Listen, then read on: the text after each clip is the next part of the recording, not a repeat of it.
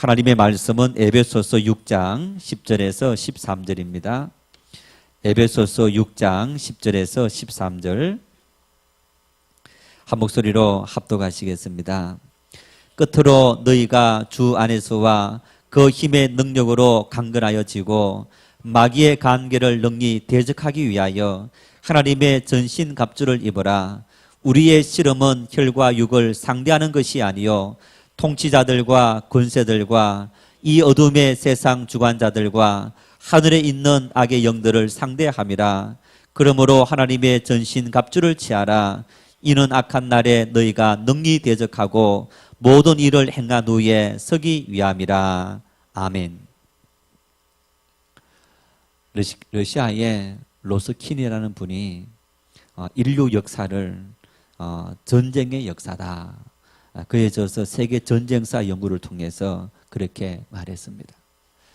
아마 예전에 한번 간단히 말씀을 드린 적이 있습니다만은 이 타임즈지에서 그 타임즈지에서 세는 인류 역사가 5,560년 정도 되는데 5,560년 정도 역사 속에서 전쟁이 몇 번쯤 일어났느냐 세어봤더니 14,500번 정도가 전쟁이 일어났다, 그렇게 조사를 했습니다.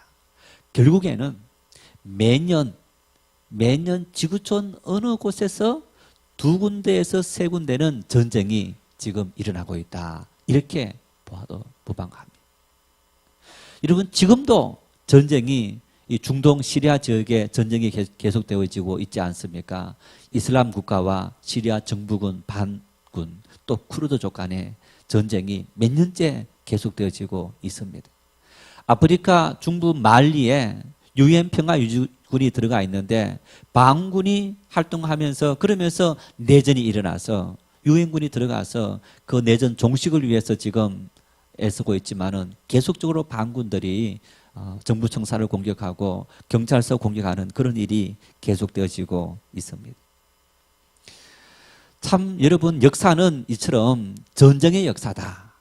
그런데 우리의 삶 속에는 그 전쟁이 우리와 무관한 것처럼 보여지지만은 전쟁은 이런 전쟁만 있는 것이 아닙니다. 저명한 언어학자인 미국의 조지 레이코프라는 분이 선거는 프레임의 전쟁이다, 그런 이야기를 했습니다. 선거도 전쟁이라는 겁니다. 오는 수요일 총선이 있는데 여러분 보십시오. 참 선거에 출마한 후보들이 그런 체면 전혀 고려하지 않고 당선되기 위해서 수단과 방법을 다 동원합니다. 손에 총칼 들지 않았지만은 총칼 들지 않는 전쟁을 지금 벌이고 있는 겁니다. 사느냐 죽느냐 그런 전쟁을 벌이고 있는 겁니다. 이 미국의 언어학자가 선거는 프레임 전쟁이다라는 얘기는 이런 얘기입니다. 이 프레임이라는 얘기는 털이다, 뼈대다, 그런 의미가 아닙니까? 그런 의미인데 사람마다 프레임이 다 있다는 겁니다. 프레임이 있는데 예를 들어서 특정한 언어와 연결되어서 연상되는 사고의 체계. 그래서 여러분, 예를 들어서 우리가 어떤 말을 들었을 때 지금 예배 시간에도 설교를 듣고 있으면서 그냥 좋으시는 분, 딴 생각하시는 분 이렇게 있다가 뭔가 내가 이렇게 생각하는 아니면 이렇게 고민하는 그런 어떤 단어가 딱 들린다 이러면 정신이 번쩍 드는 겁니다. 그래서 선거는 프레임 전쟁이다라는 의미는 사람들과 어떤 소통하는 그 사람들이 갖고 있는 프레임. 그래서 여러분, 프레임은 예를 들어서 틀이라 말인데 창을 비유한다면 어떤 창은 네모진 정사형 창이 있고 또 이렇게 가로가 넓은 창이 있고 세로가 이렇게 긴 창이 있고 또 삼각형 창도 있고 둥근 창도 있을 수 있지 않습니까? 사람마다 그런 어떤 세상을 바라보는 관점들이 다 다르다는 것. 그런 사람들의 관점을 잘 이끌어내면 선거에서 승리할 수 있다, 그런 이야기를 하는 겁니다. 자, 전쟁은 국가와 국가 간에, 한 국가 안에 정부군과 반군 내전이 일어나서 총과 칼로 싸우는, 죽고 죽이는 그런 전쟁뿐 아니라 극심한 경쟁이나 혼란을 이룰 때도 전쟁이다, 그렇게 말합니다. 여러분 예를 들어서 자 아침에 출근할 때 무슨 전쟁 벌입니까? 예, 출근 전쟁, 교통 전쟁 벌이는 것. 살쪄서 고민하시는 분들 뭐와 전쟁을 벌입니까? 예, 살과의 비만과의 전쟁을 벌이며 살아가고 있습니다. 자, 여름이 되면 여러분, 여름이 되어서 예를 들어서 어디 야외에 놀러 갔다. 뭐와 전쟁을 벌입니까? 예, 모기와 벌레들과 전쟁을 벌이게 되는 겁니다. 기업 간의 어떤 경제 전쟁, 또 이 나라 간의 무역 전쟁. 삶을 살아가면서 오늘날은 전쟁이라는 개념을 국가 간에 죽고 죽이는 거기에만 붙이는 것이 아니고 극심한 경쟁이 벌어지는 그 모든 것들도 경쟁이다. 이렇게 이 용어를 붙이며 사는 그런 삶입니다. 여러분, 그런데 우리에게는 이런 전쟁만 있는 것이 아닙니다. 이것보다 훨씬 더 중요한 전쟁이 있습니다. 무슨 전쟁이 있습니까? 무슨 전쟁요? 네, 영적 전쟁을 우리가 벌이며 살고 있습니다. 우리는 영적 전쟁을 벌이고 있다. 여러분, 이 전쟁은 이 땅의 어떤 것보다도 중요한 전쟁인 겁니다. 보십시오. 간혹 식당들 화장실을 가보면 화장실 이렇게 그 위에 소변기 위에 사람 딱 눈높이로 문구들이 있습니다. 그 문구들 중에서 이런 문구들이 간혹 있습니다. 돈을 잃으면 조금 잃는 것이고 건강을 잃으면 전부를 잃는 것이다.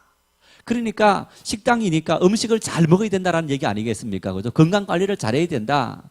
여러분, 그래서 참 돈을 잃으면 그저 우리가 돈만 잃었지 우리 인생의 일부를 잃은 거지만은 건강을 잃으면 우리 전체를 잃었다. 그런데 여러분, 우리 영혼을 잃으면 뭘 잃습니까? 우리의 영생을 잃어버리는 것. 결국에는 여러분, 인생을 살아가면서 우리가 자 나라와 나라 간의 전쟁도 있고 그리고 우리가 삶을 살아가면서 격심한 경쟁 속에서 수없이 많은 전쟁을 벌이며 살아가고 있는데 그 전쟁들 중에서 가장 중요하고 잊지 말아야 될 전쟁이 어떤 전쟁이냐? 영적 전쟁이라는 것. 오늘 우리는 영적 전쟁의 한가운데서 살아가고 있다. 누구도 예외 없이 모든 인생들은 영적 전쟁 상태 속에서 살아가는 그런 존재인 것을 우리는 분명하게 기억해야 하는 겁니다. 마태복음 4장 1절 말씀 같이 읽겠습니다. 그때에 예수께서 성령에게 이끌리어 마귀에게 시험을 받으려 광야로 가사. 여러분, 마태복음 이 말씀은 4장 말씀은 예수님께서 공생의 사역을 시작할 때였습니다. 요단강에서 세례 요한에게 세례를 받고 성령께서 예수님을 광야로 내모셨는데 무엇 때문에? 마귀에게, 사탄에게 시험을 받도록 성령이 이끌었다. 이렇게 얘기합니다. 예수님 사역의 출발이 바로 마귀에게 시험 받는 일이었던 것을 우리가 볼 수 있습니다. 마태복음 16장 23절입니다.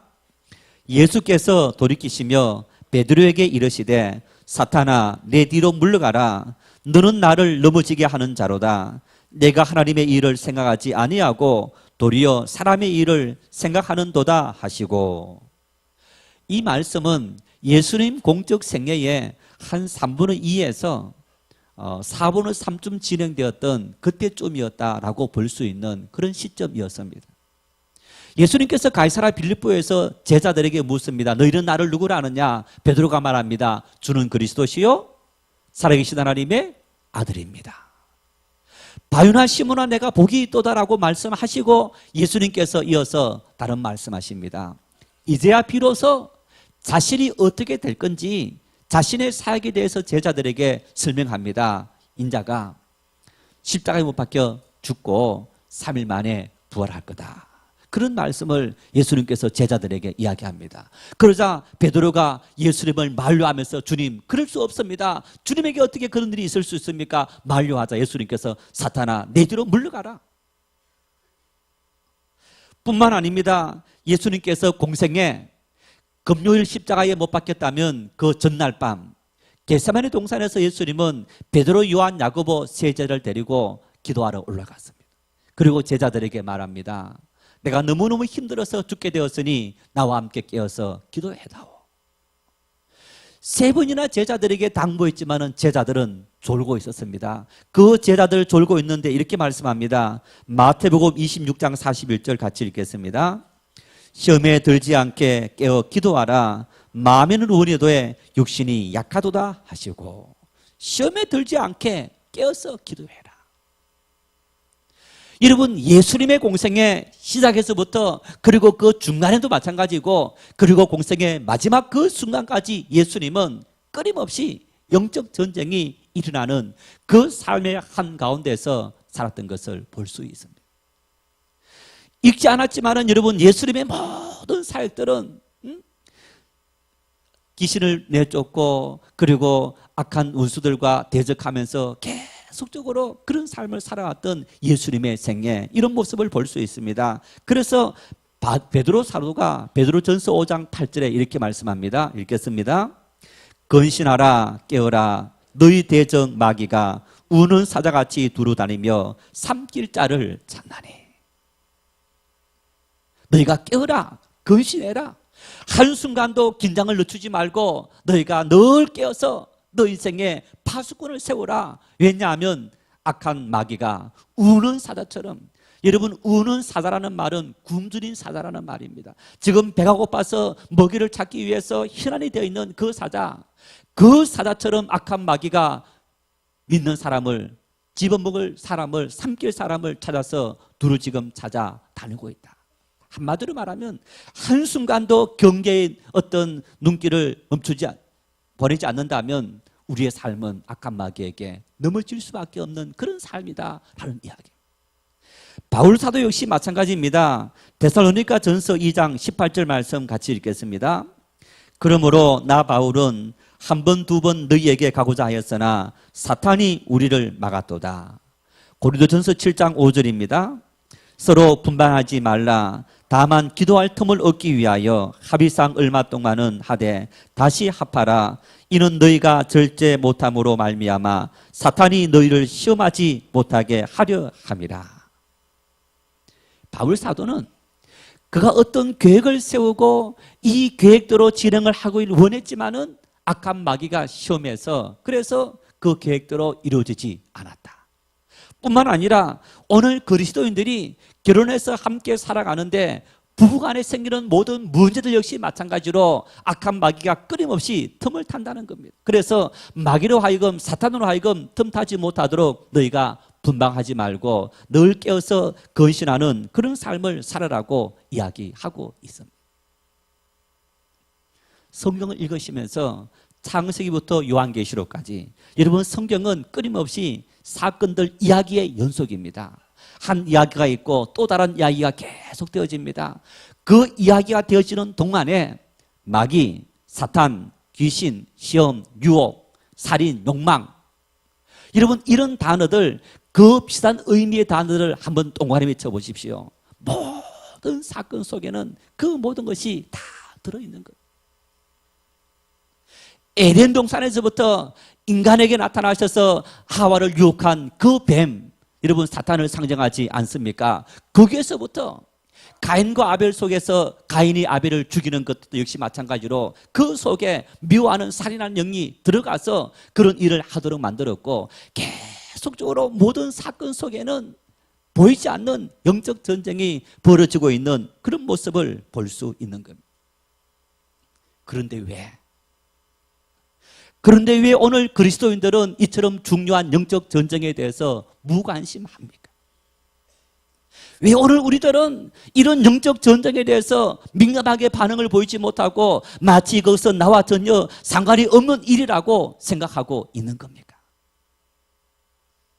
그 의미 속에는 아마 이런 의미가 있습니다. 사탄, 귀신, 마귀라고 생각한다면 어떤 존재입니까?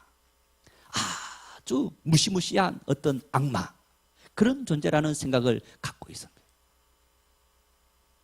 그 악마는 잘못을 저지르고 죄를 짓는 사람, 크게 드러나게 잘못한 사람들에게 심판하고 징벌하는, 어쩌면 그런 존재, 나같이 별로 죄도 짓지 않고 살아가는 그런 사람하고는 전혀 관계없다라고 생각을 하고 있습니다. 아니면 또 전설의 고향을 통해서 드러나는 어떤 그런 이 귀신 같은 그런 모습들, 그 모습들 속에서 귀신은, 악한 영의 존재는 실존하는 존재가 아니고 상상 속의 존재이고, 그것은 성경 안에서의 존재이고 신앙생활 안에서만 그것이 역사하는 거고, 우리의 삶의 현장에는 전혀 관계없다라고 생각하고 있습니다.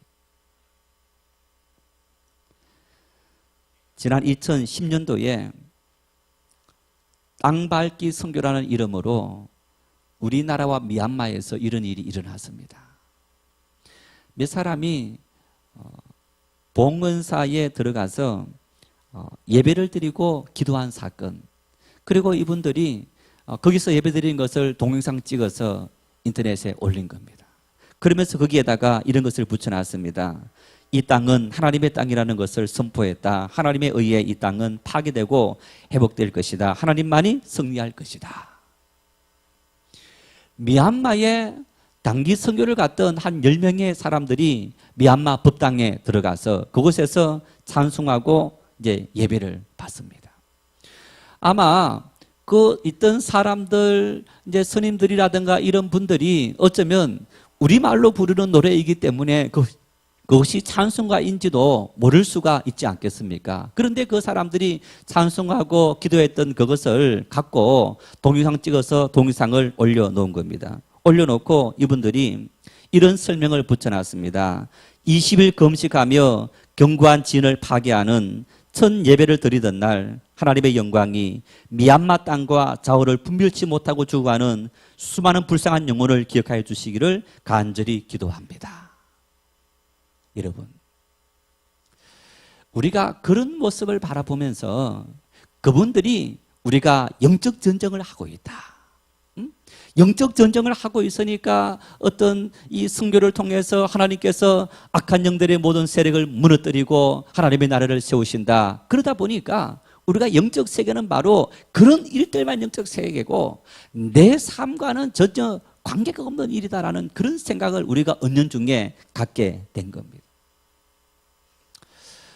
선교하면서 땅밟기, 여러분 그 땅밟기의 출발점은 구약 성경 여호수아가 가나안 땅을 정복할 때 여리고성을 앞에 두고 그 앞에 두면서 하나님께서 하루 한 번씩 그 땅을 돌아라, 온 백성이 돌고 마지막 7째 날 7바퀴 돌고 6바퀴 돌고 7바퀴 때 소리를 확 치니까 여리고성이 무너지게 되고 그 성을 정복하게 된 겁니다. 그 의미로 우리가 그 땅에 가서 기도하면 하나님께서 그 땅의 모든 것을 물리치고 하나님께서 우리에게 영적 전쟁에서 승리하도록 은혜를 주신다. 여기에 대해서 어떤 전문적인 신학자가 이야기하기를 이런 코멘트를 붙여놨습니다. 그렇다면 하나님께서 여리고성을 정복할 때 그 성에 사는 모든 거민들은 사람이든 짐승이든 모두 진멸해라. 그러면 우리가 참 영적 전쟁의 대상인 불교 다니는 사람들, 또 하나님을 알지 못하는 우상을 섬기는 이교도들, 그 모든 사람들을 다 쳐 죽여야 하는 겁니까? 하나님께서 우리에게 그런 명령을 하신 겁니까?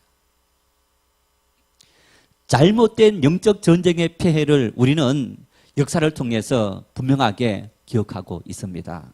바로 12세기, 13세기, 14세기 때 일어났던 십자군 전쟁 역사입니다.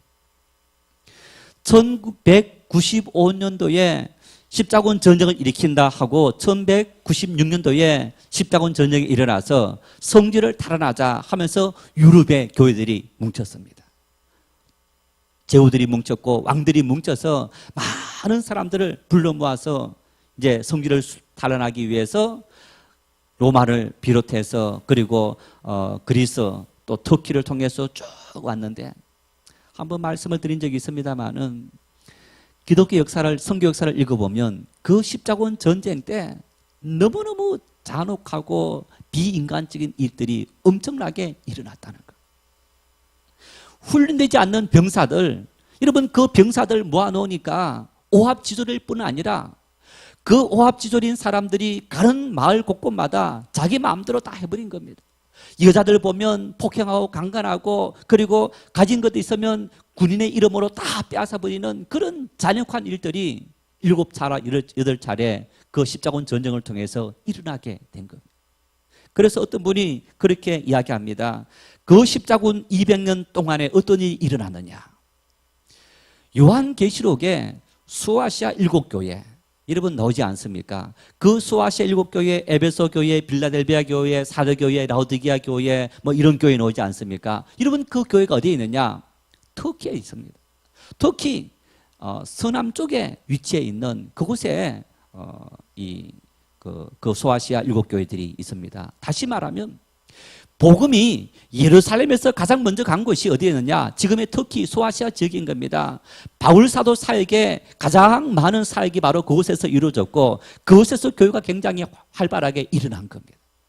여러분 그런데 지금 터키가 어떻습니까? 이슬람 국가입니다. 기독교가 거기에 아무리 복음을 전해도 복음을 전할 수 있는 길이 열려지지가 않습니다. 성소피아 성당 아주 유명한 성당이죠. 세계 불가사의 중에 하나라고 할 정도로 그 성당인데 1500년이 넘었습니다. 여러분 그 성당이 이름이 성소피아 사원으로 바뀌었습니다. 교회가 왕성할 때 교회 이름으로 성당을 지었는데 그 성당이 이슬람으로 넘어가게 된 겁니다. 그런 일이 왜 일어났느냐? 바로 십자군 운동의 폐허인 겁니다. 북아프리카 여러분 북아프리카 같은 경우에는 AD 5세기에 유명한 성 어거스틴이 그곳에서 감독을 했고 그곳에 복음이 일찍 발달했던 그 지역이었는데 지금 그 모든 지역 북아프리카, 소아시아 모든 지역들이 완전히 이슬람화 되어져 버린 겁니다. 그 일들이 왜 생겼느냐? 십자군 운동이 땅 밟기를 한 겁니다. 땅 밟기를 하면서 잘못된 영적 전쟁을 수행한 그 결과 복음화시키기는커녕 도리어 비복음화로 만들어버린 그런 잘못된 역사가 십자군 운동의 모습이기도 한 겁니다. 우리는 십자군 운동 같은 그런 일들을 영적 전쟁이라 생각하고 오늘 우리의 삶 속에서 영적 전쟁에 대해서는 별로 생각하지 않습니다. 여러분 그러나 영적 전쟁은 바로 우리의 삶의 실존에서 내가 매일 살아가는 삶의 현장에서 우리는 끊임없이 영적 전쟁이 벌어지고 있다는 것. 그래서 바울 사도는 말합니다. 본문 11절 말씀 같이 읽겠습니다. 마귀의 관계를 능히 대적하기 위하여 하나님의 전신갑주를 입어라. 마귀의 관계. 관계라는 말은 이런 말입니다. 기술이다, 속임이다, 모략이다, 교활이다 이런 뜻을 갖고 있습니다. 여러분 마귀는 끊임없이 우리에게 모략을 부리고 그리고 어떤 우리 인간들로 하여금 넘어지도록 만드는 그런 어떤 교활한 모습을 갖고 우리에게 접근합니다. 어쩌면 때로는 천사의 모습을 하고 우리에게 접근하면서 우리의 삶을 유혹해서 넘어뜨리게 만드는 그런 일들이 끊임없이 비일비재하게 일어나는 그런 모습을 볼 수 있는 겁니다. 그래서 이 마귀에 대해서 성경은 이렇게 말합니다. 속이는 자다, 거짓말하는 자다, 이 세상 일급이다. 바알세불이다, 뱀이다, 사탄이다. 무시무시한 뿔을 가진 괴물 같은 그런 존재가 아니라 우리의 매일의 삶 속에서 우리를 넘어뜨리게 만들고 속이게 만드는 그런 존재가 바로 악한 마귀, 그 정체라는 겁니다. 그래서 13절 말씀에 12절 말씀에 이렇게 말씀합니다. 같이 읽겠습니다. 우리의 씨름은 혈과 육을 상대하는 것이 아니요 통치자들과 권세들과 이 어둠의 세상 주관자들과 하늘에 있는 영한 영들을 상대함이라. 우리의 씨름은 다시 말하면 우리가 인생을 살아가면서 해야 될 어떤 전쟁, 그 전쟁 상대는 혈과 육을 상대하는 사람이 아니고 바로 통치자들, 권세들, 어둠의 세상 주관자들, 하늘에 있는 악한 영들이다. 바로 마귀요, 사탄이요, 귀신들이라는 것. 그런 존재들이 오늘 우리의 삶에서 실존하면서 끊임없이 우리의 삶을 넘어뜨리려 하고 있는 그런 삶을 살아간다는 것. 저 참 꼴보기 싫은 사람. 왜 나에게 저렇게 하는지 몰라. 좋았다가 너무너무 잘 지내다가 갑자기 어느 날 그런 일이 벌어집니다.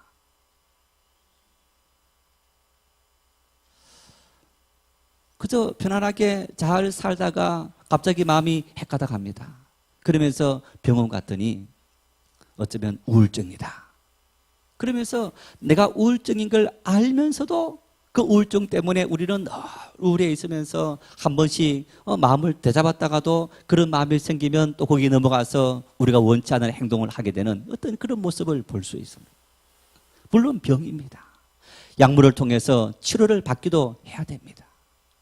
여러분, 그런데 그 모든 것 속에 영적 전쟁의 의미가 내포되어져 있다는 사실을 우리는 분명하게 기억해야 하는 겁니다.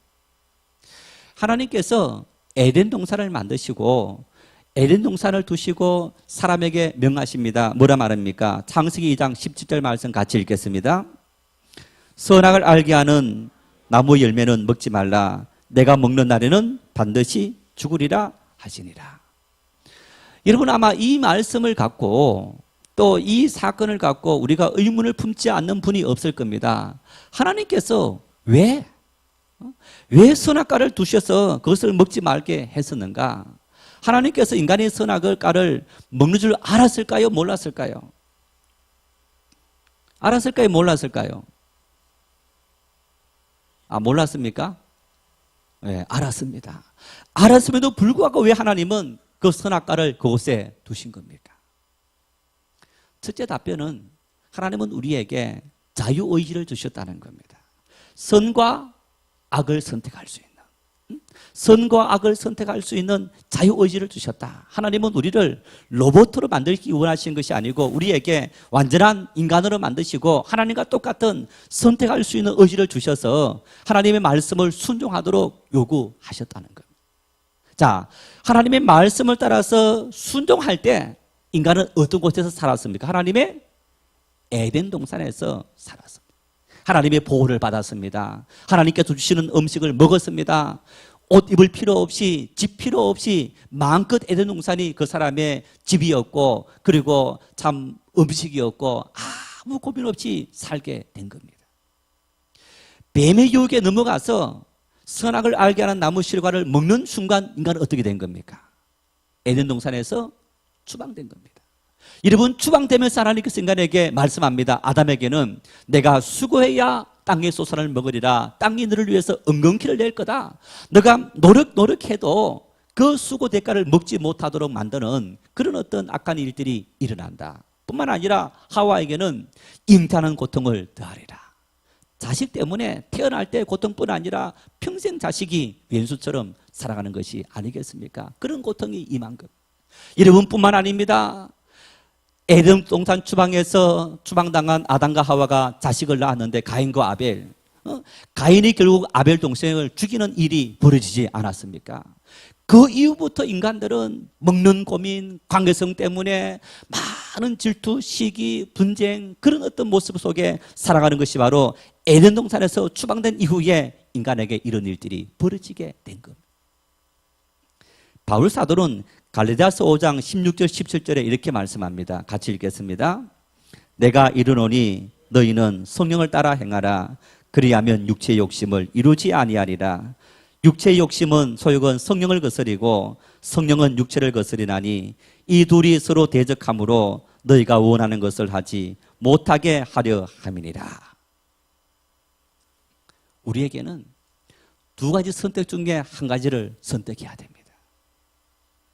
선악과를 먹을 거냐, 먹지 않을 거냐. 바울 사도는 말합니다. 성령을 따라 살 거냐, 육체의 욕심을 따라 살 거냐.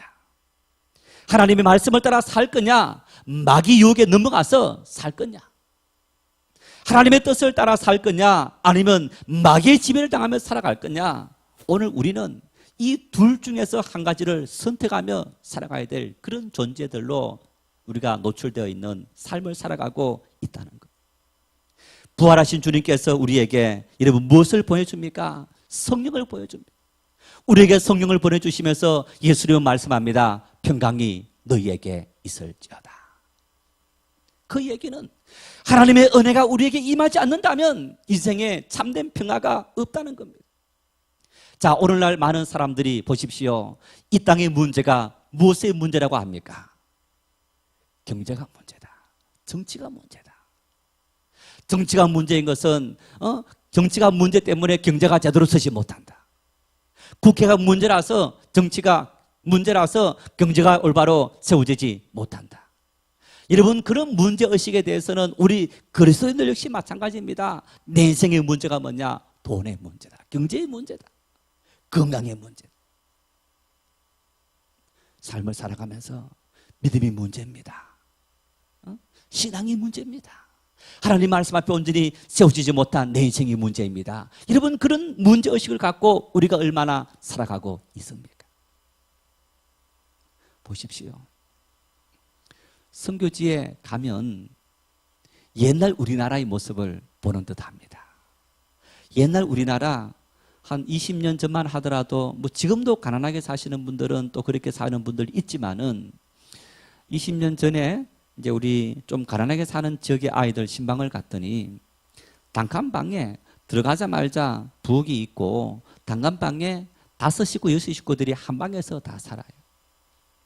선교지 가보면 한 방이 있는데 그 방에 신발 신고 들어가서 여기 침대는 부모님 침대, 여기 침대는 아들 침대, 여기 침대는 손주 침대, 이렇게 해서 그냥 커튼만 치고 다 들여다보면 모기장 같은 커튼 치고 함께 살아갑니다.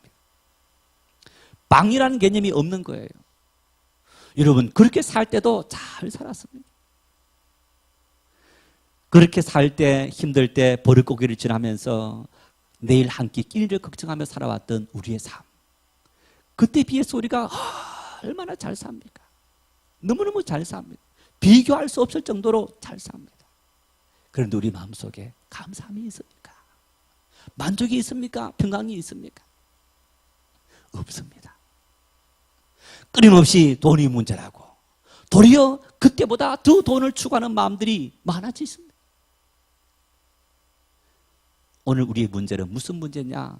영적 전투인데 악한 마귀는 무엇을 통해서 우리에게 접근해오고 있느냐? 돈을 갖고 접근해오고 있습니다. 돈이 최고야. 믿어도 돈이 있어야 되고, 하나님을 섬겨도 돈이 있어야 되고, 교회에서도 돈이 있어야 장땡이야. 어쩌면 우리에게 그런 마음을 심어주면서 돈이 최고이고 그 돈 위해서는 자존심이고 모든 것을 다 팽개쳐 버리라. 그런 삶을 살아가는 것이 오늘 우리의 삶의 현주소가 되어져 버린 것. 지금처럼 소득이 3만 불 가까이 되는 여러분, 지금도 과거 소득이 3,000불도 되지 않았던, 300불도 되지 않았던 그때도 잘 살았습니다. 때로는 조금 힘든 일도 있었지만은 함께 가족이 함께 기뻐하고 이웃과 서로 나누면서 잘 살았습니다. 마음에는 더 평강이 있었습니다. 여러분, 그래도 오늘 우리는 악한 영적 전쟁에서 넘어져서 도리어 더 불만과 더 어떤 불평과 더 우리가 살아가면서 더 가슴 조이면서 살아가는 그런 삶의 현장에 내동동이 젖어버리고 만 겁니다. 바로 영적 전투에서 우리가 끊임없이 실패하고 좌절하고 넘어져 버렸기 때문인 겁니다. 갈라디아서 5장에서 바울 사도는 말합니다. 음행과 더러운 것과 분쟁과 시기와 분냄과 당짓는 것과 분열과 이단과 투기와 술 취함과 방탕함 등, 이 모든 것들은 성령이 주시는 것이 아니고 악한 마귀가 주는 것이라고 우리에게 말씀하고 있는 것. 인생을 살아가며 방탕이 있습니까? 투기가 있습니까? 술 취함이 있습니까? 감사함이 없습니까? 불만이 있습니까? 미움이 있습니까? 시기 있습니까? 다툼이 있습니까? 여러분, 그 모든 마음들은 우리 인생의 본래의 마음이 아닙니다. 하나님 주신 마음이 아닙니다. 그것은 악한 영이, 악한 마귀가 우리에게 주는 인생의 나쁜 거고, 죄로 말미암아 승해지게 된 그런 잘못된 일들인 겁니다. 우리는 그것을 마치 당연하다는 것으로 받아들이고 살아가고 있는 그런 삶을 살아가는데 그것은 당연한 것이 결코 아닙니다. 바울 사도는 고백합니다. 로마서 7장 말씀에 오라 나는 공고한 자로다. 이 사망의 몸에서 누가 나를 건져내라. 그 사망이 어디에 있느냐? 하나는 하나님의 은혜를 따라 살려는 성령의 마음이 있고, 하나는 하나님의 은혜가 없는 내 육체의 본질. 그 육체의 본질이 바로 갈라디아서에서 말한 것처럼 음행과 투기와 술 취함과 시기와 미움과 다툼과 이 모든 것들, 그 모든 것들이 내 마음속에서 끊임없이 올라온다는 것. 한순간도 내가 근신하지 못하고 깨어있지 못하면 그런 마음들이 올라와서 나를 넘어뜨리는 것을 내가 보는도다. 그러면서 고백합니다.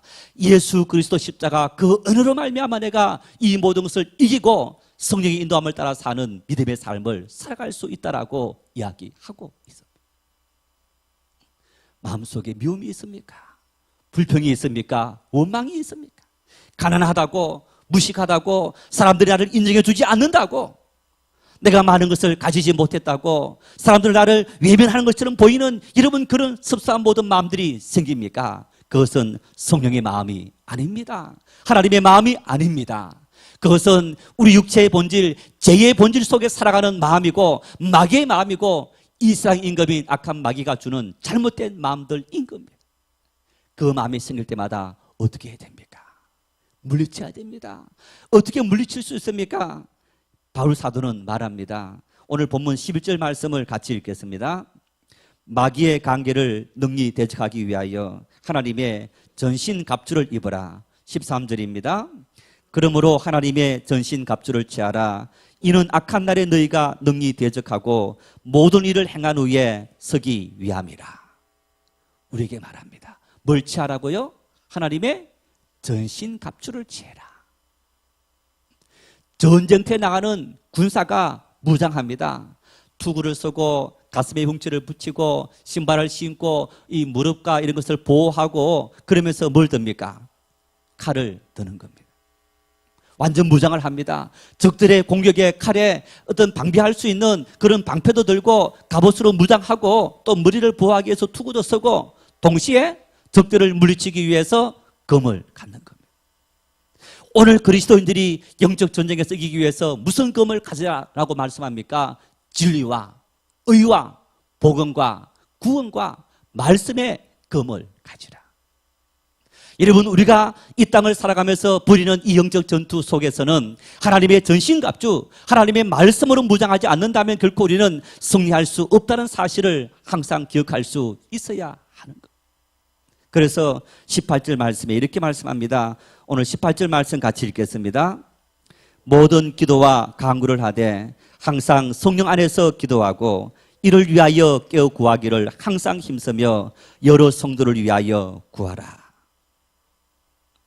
성령 안에서 항상 기도해라. 우리가 영적 전투에서 하나님의 전신갑주를 통해서 악한 대적을 물리치고 인생의 참된 평화 얻기 위해서는 너희가 무슨 해야 되느냐? 항상 성령 안에서 기도해라. 내 마음을 지키라는 얘기입니다. 내 생각을 지키라는 얘기입니다. 내 환경을 지키라는 얘기입니다. 어둠의 세력이 우리가 하나님의 성령의 인도함을 따라 살지 못한다면 어둠의 세력이 끊임없이 나타나서 우리를 실망과 절망과 미움과 다툼으로 우울증으로 끊임없이 고통하게 만드는데, 여러분 그런 마음이 생길 때마다 뭘 해야 됩니까? 기도해야 됩니다. 찬송해야 됩니다. 말씀을 묵상해야 하는 것. 말씀의 검으로 물리쳐야 되는 겁니다.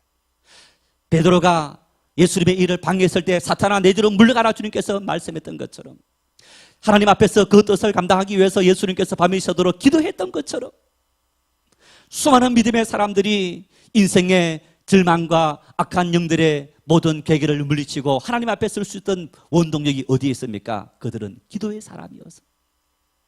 믿음의 사람은 기도의 사람입니다. 기도의 사람은 하나님 말씀을 늘 묵상하며 살아갔던 그 사람들이 승리했던 것을 우리는 볼 수 있는 일입니다. 인생은 영적 전투의 장에서 매일매일 살아가는 삶입니다. 오늘 우리의 삶의 가장 저변에는 영적 전쟁이 도사리고 있는 겁니다. 우리를 고통스럽게 만드는 그 모든 것들이 바로 악한 마귀가 닥쳐서 주는 여러분 나쁜 마음이고 잘못된 마음이고 부정적인 마음인 겁니다. 그 모든 것을 지키기 위해서 우리는 깨어서 성령 안에서 기도해야 합니다. 하나님의 전신갑주를 취해야 하는 것. 그러면 우리의 속에 평강이 있습니다. 기쁨이 있습니다. 감사함이 있습니다. 가지지 못해도 똑똑하지 못해도 권력이 없어도 내 손에 아무것도 없다 할지라도 주님으로 말미암아 기뻐하며 살아갈 수 있는 삶을 살아갈 수 있는 것. 그리스도인은 그런 존재입니다. 나는 그런 존재인 거예요. 여러분은 그런 존재인 겁니다. 교회에서 목사님이 장로님이 아니면 권사님이 나를 무시했다. 여러분, 무시하는 그 사람이 심판받지 않겠습니까? 하나님께서 사랑이라는 그 사람을 어떻게 무시하고 미워할 수 있겠습니까?